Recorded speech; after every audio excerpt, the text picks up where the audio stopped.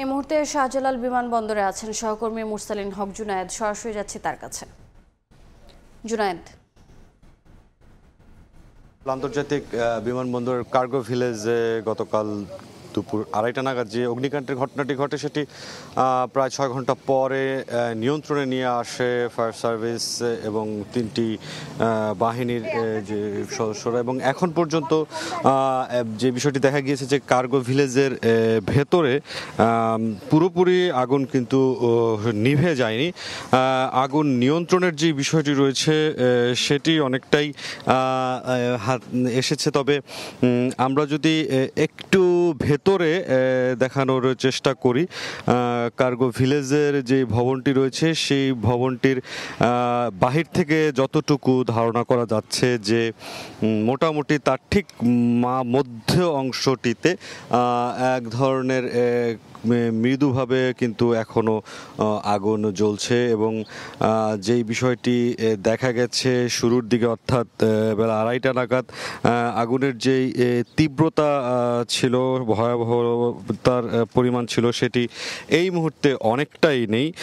তবে নিয়ন্ত্রণের যে বিষয়টি 9:30 নাগাদ বলা হয়েছিল সেটি মূলত আগুনের যে তীব্রতা ছিল সেটি কমে আসার কথাই জানানো হয়েছে। এবং এখন পর্যন্ত পুরোপুরি যে নিভিয়ে ফেলার যে বিষয়টি সেটি কিন্তু শতভাগ এখনো সম্পন্ন হয়নি, কেননা ভেতরে কিন্তু দেখা যাচ্ছে যে এখনো আগুন জ্বলছে। সার্বিকভাবে এই কার্গো ভিলেজে যে নানান ধরনের পণ্য থাকে, সেখানে আমদানি এবং রপ্তানি দুই ধরনের পণ্যই এই জায়গাটিতে রাখা হয়। এবং সেই রাখার প্রেক্ষিতে মূলত আমদানির যেই অংশটি রয়েছে, যেখানে বিমান যোগে আসার পর এখানে রেখা হয়, সেই জায়গাটিতেই মূলত অগ্নিকাণ্ডের এই ঘটনাটি ঘটে। এবং এখানে বিপুল পরিমাণ তৈরি পোশাক কারখানার পণ্যের পাশাপাশি কিন্তু নানামুখী পণ্য রয়েছে। সেই বিষয়গুলো এখন পর্যন্ত প্রাথমিকভাবে যেটি দেখা গেছে যে বেশ বড় ধরনের অগ্নিকাণ্ডে বড় একটি এলাকা জুড়ে কিন্তু পণ্য ধ্বংস হয়েছে। সব কিছু মিলে এখন পর্যন্ত বিমানবন্দর কর্তৃপক্ষ, ফায়ার সার্ভিস এবং এই আগুন নির্বাপন, নাশকতা সব কিছু মিলে যেই কমিটিগুলো রয়েছেন, যে সংস্থাগুলো রয়েছেন, তারা এখন পর্যন্ত ক্ষয়ক্ষতির সঠিক পরিমাণ যেমন জানাতে পারেনি, এখন পর্যন্ত আসলে অগ্নিকাণ্ডের যে কারণ কি সেটিও তারা পুরোপুরি নিশ্চিতভাবে বলতে পারেননি। তবে এখন পর্যন্ত যেটি তারা জানিয়েছেন যে এই পুরো কার্গো ভিলেজের সম্পূর্ণ আগুন পুরোপুরি নিভে যাওয়ার পরেই মূলত একে একে তাদের ধারাবাহিক যে কাজগুলো সেগুলো পরিচালিত হবে। এবং বলা যায় 12 ঘন্টারও বেশি সময় পেরিয়ে গেলে পুরো আগুন একেবারেই নিভে কিন্তু যায়নি। তার প্রমাণ কিন্তু আমরা দেখতে পাচ্ছি ক্যামেরার চোখে। কার্গো ভিলেজের ভেতরের অংশে একটি জায়গায় কিন্তু এখনো মোটামুটি কিছুটা মাঝারি মানের আগুন কিন্তু এখান থেকে দেখা যাচ্ছে।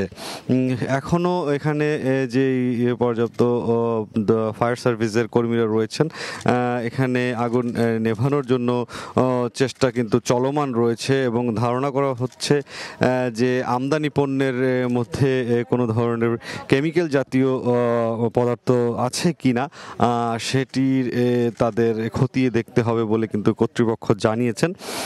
এবং একটি বড় বিষয় হয়ে দাঁড়িয়েছিল যে এখানে বিমানের যে ওঠানামার বিষয়টি, সেটি কিন্তু বলা চলে 2:30টার পর থেকে প্রায় 6.5 ঘন্টার মতো কিন্তু বলা যায় যে বন্ধ ছিল বিমানের ওঠানামা। এবং এই বিমানের ওঠানামার ক্ষেত্রে রাত 9টার দিকে ফ্লাইটগুলো চালু হয় এবং যাত্রীদের যেই ভোগান্তি, তারা নির্দিষ্ট সময়ে যাত্রা শুরু করতে পারেননি এবং অনেকে নির্দিষ্ট স্থানে নামতেও পারেননি, যার মধ্যে একটি বিমান পাকিস্তানের করাচিতে নামানো হয়েছে, একটি ভারতে এবং নেপালের দিকেও কিন্তু আরেকটি বিমান পাঠিয়ে দেওয়া হয়েছে। এছাড়াও আরও বেশ কিছু বিমান চট্টগ্রাম এবং সিলেট বিমানবন্দরে অবতরণ করানো হয়েছে যাত্রীদেরকে নিয়ে।